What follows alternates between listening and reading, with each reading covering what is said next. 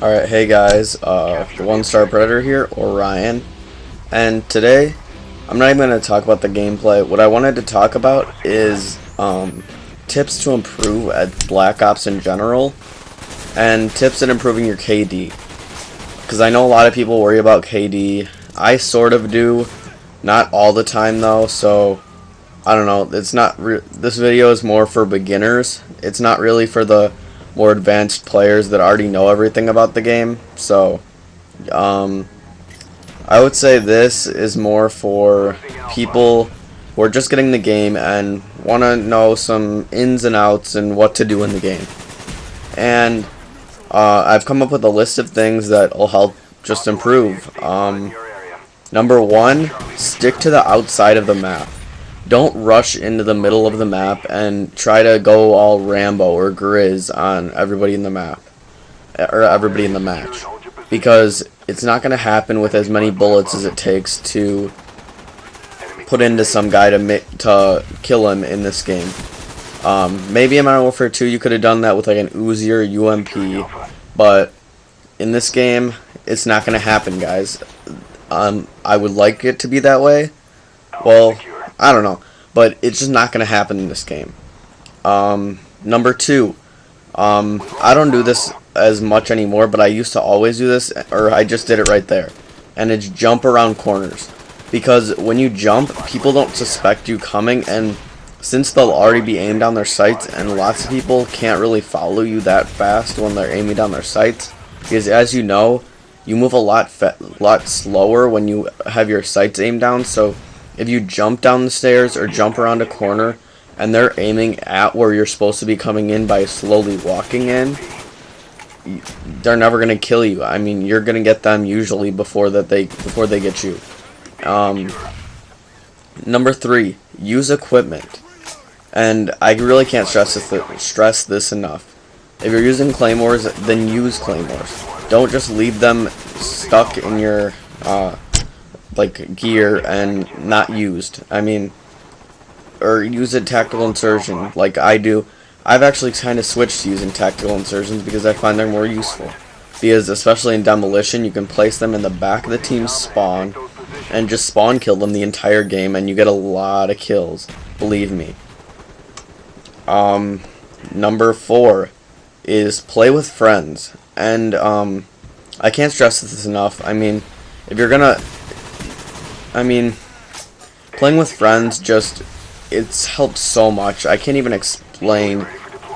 begin to explain how much it helps. I mean, playing with your friends, it's just like your friends, you know, if you know they're good, they can help you get more of the kills, and they can take some of the load off of you, unlike the usually terrible people in randoms, because usually those people aren't the greatest and they can't really do much. I mean, you will once in a while run across somebody who's pretty good, but usually you're not going to run across people that are crazy good. I mean, it's really hard to find good people in this game, because usually the good people are playing game battle or something like that. And if you don't have any friends to play with, then try using a website called Huppet Gaming. I'll leave the link in the description, and if you guys haven't watched any of Woody's gamertag videos, he kind of sponsors them.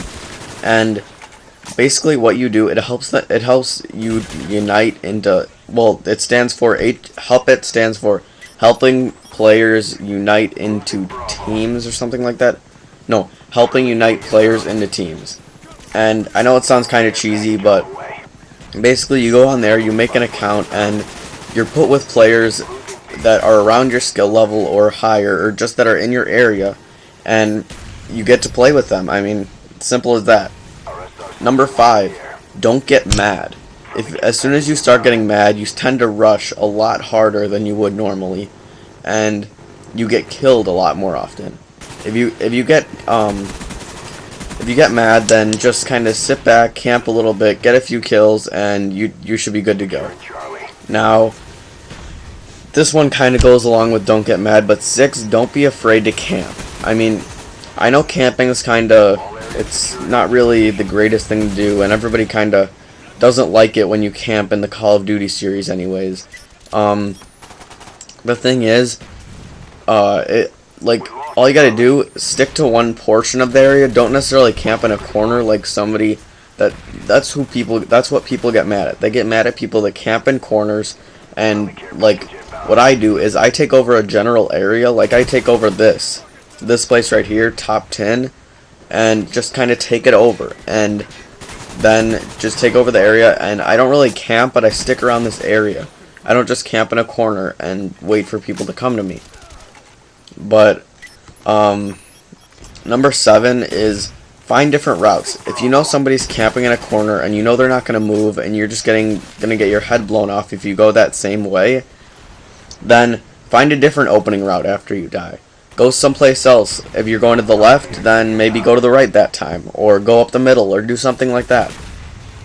But don't go the same route that you just got killed at, because you're just going to get killed again. I mean, that's what's going to happen. It's realistic. Number 8, use high ground.